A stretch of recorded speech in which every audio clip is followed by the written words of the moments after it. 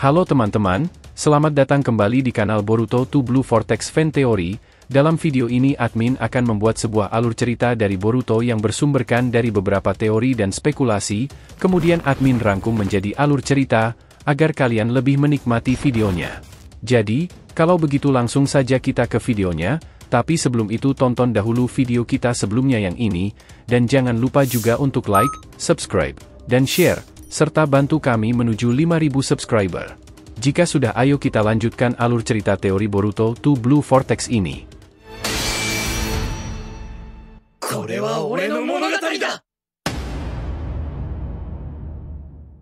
Peringatan, ini adalah hanya fan teori, dan jadikan sebagai video hiburan di waktu senggang.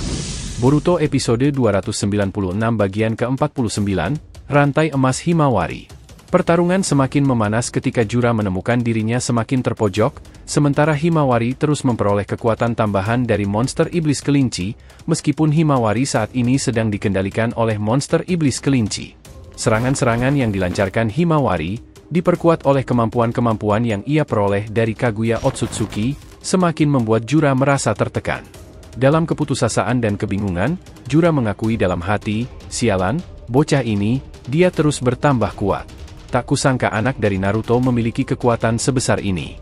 Namun, kebingungan dan keputusasaan Jura hanya semakin diperparah saat Himawari melancarkan serangan berikutnya, kali ini dengan tinju Yasogami Kugeki, yang membuatnya terpental jauh dan mengalami tekanan yang semakin besar.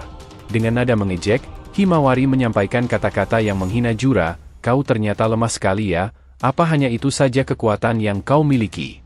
Dalam keadaan yang semakin sulit ini, Himawari semakin menguasai pertarungan, meninggalkan Jura dalam keadaan yang semakin terdesak. Tidak hanya kekuatan fisiknya yang melebihi Jura, tetapi juga energi besar yang mengalir melalui tubuhnya dari monster iblis kelinci, memberinya keunggulan yang sulit untuk ditandingi. Jura menyadari bahwa ia harus mencari cara baru untuk mengatasi kekuatan yang dimiliki oleh Himawari, atau ia akan terus terjebak dalam spiral kekalahan yang tidak berujung.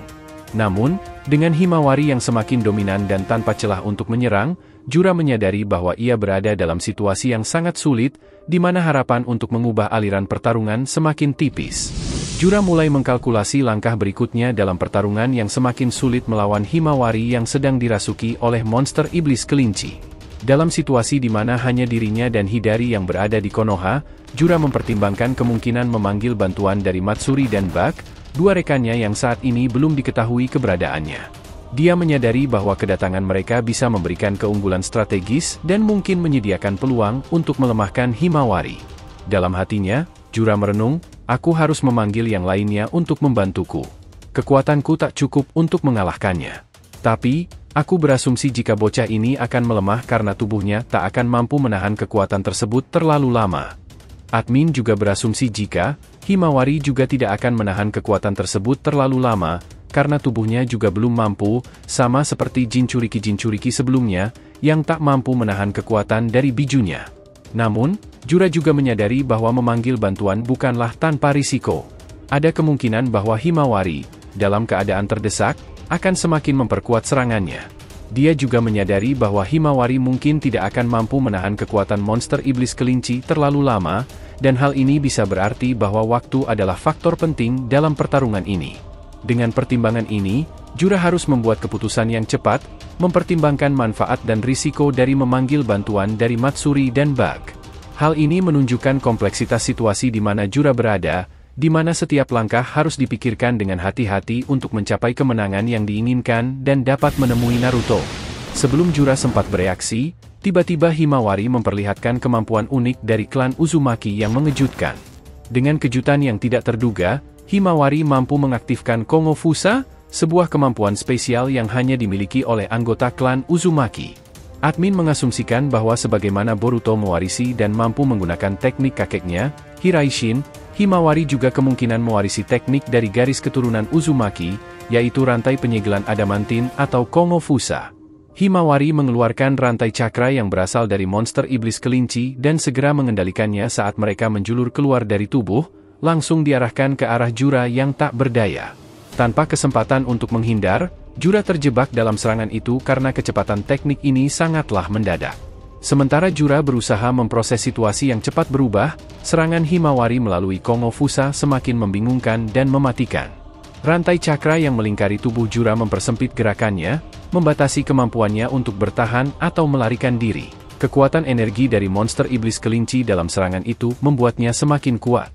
Kini, Jura terjebak dalam situasi yang lebih genting dari sebelumnya, dengan serangan Himawari yang tampaknya tidak terduga dan tanpa celah untuk keluar.